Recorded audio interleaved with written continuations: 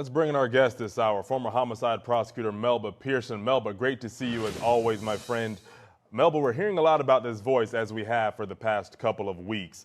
And as with every piece of evidence in this case, I feel that it could cut both ways. That makes some general sense for both the defense and the prosecution. And that's what I'm kind of hearing here.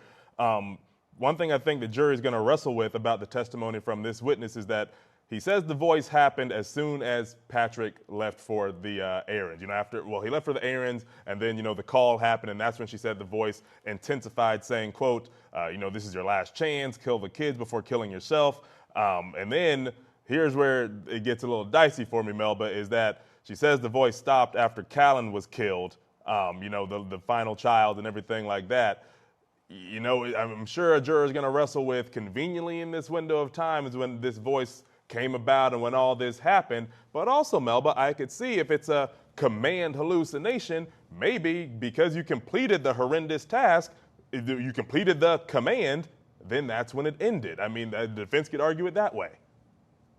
Absolutely. And Cody, great to see you and great to be on with you again. But what I was honing in on is that the expert kept saying it's not typical. That doesn't mean that it's impossible. It just means it's not typical. So if I was getting up to do cross-examination, I'd be talking about, listen, are there instances in which, this has occurred? And again, really honing in on not everybody presents in the exact same way, right? That there's a range, a spectrum of symptoms and presentations. And so maybe hers was just atypical, right? Because she's an atypical person in terms of, we've heard this all over and over. She's a professional. She's a nurse. She's a great mom. She didn't seem to have addiction issues other than the extreme amounts of prescription medication she was given.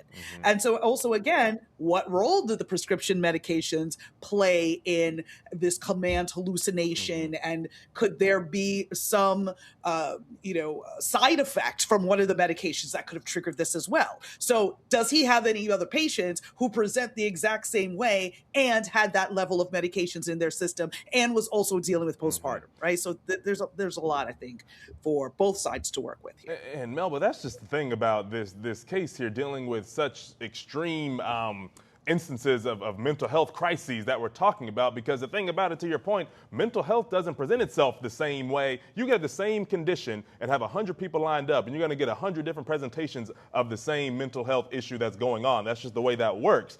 And the thing about it here, Melba, is that even on the prosecution side alone, some of their witnesses cannot seem to agree on the proper diagnoses, what they saw when interviewing her. And, we had this, the second witness, Dr. Heilbrunn, who was on the stand saying, Lindsay heard this male voice.